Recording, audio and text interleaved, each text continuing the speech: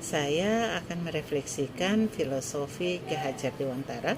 Tapi sebelumnya saya memperkenalkan, nama saya Rosalina Afiara Habeat, CPG Angkatan keempat dari Kota Tual. Instansi di mana saya berada adalah SMA Negeri 1 Tual.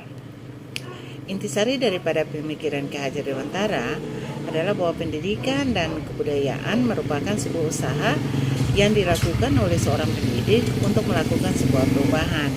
Nah, di sini seorang pendidik dituntut untuk memberi tuntunan terhadap segala proses bentuk perubahan dalam diri anak agar mencapai keselamatan dan kebahagiaan lewat tujuan akhir adalah insan-insan yang memiliki kebijaksanaan. Nah, di sini kita sebagai pendidik diibaratkan sebagai seorang petani yang melakukan persemaian terhadap benih-benih kebudayaan, di mana tentu saja benih yang kita semai adalah kita memerlukan bisa tumbuh subur dengan baik. Dan tentunya sebagai seorang petani, maka diperlukan adanya sebuah perawatan tanah atau wadah serta juga pupuk yang diberikan oleh petani sehingga benih tersebut dapat tumbuh dengan subur seperti yang kita harapkan. Dalam mendidik kita juga harus kita harus mengingat bahwa setiap anak tentu memiliki karakter yang berbeda dan kita tidak bisa menyamakan setiap anak itu. Nah, filosofi Ki Hajar Dewantara juga memiliki sebuah keyakinan bahwa untuk menciptakan manusia yang beradab, maka pendidikan menjadi satu-satunya sebuah kunci kesuksesan menuju masa depan atau perubahan yang lebih baik, di mana pendidik harus terus bergerak ke arah sebuah perubahan yang holistik atau menyeluruh.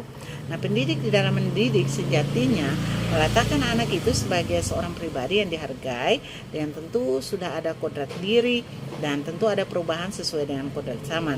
Bila kita melihat dari kodrat zaman saat ini, pendidikan global menekankan tentang kemampuan anak untuk memiliki keterampilan di abad 21.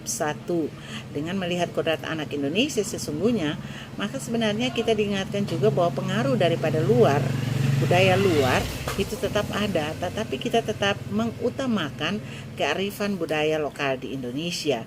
Oleh sebab itu, bagian daripada irama dalam budi pekerti atau pertumbuhannya seorang anak sebagai insan manusiawi tentunya. Nah, pendidikan menjadi ruang berlatih atau bertumbuh nilai kemanusiaan yang kita harapkan dapat diteruskan dan diwariskan dalam kehidupannya. Nah, di sini kita juga dituntut sebagai seorang pendidik untuk memperhatikan senantiasa filosofi Ki Hajar Dewantara, yaitu ingatso sung tulodyo, kita senantiasa menjadi pemimpin yang harus memberi suri dan teladan. Di depan, di tengah memberi semangat, dan di belakang memberi dorongan tentunya. Itu yang harus kita lakukan.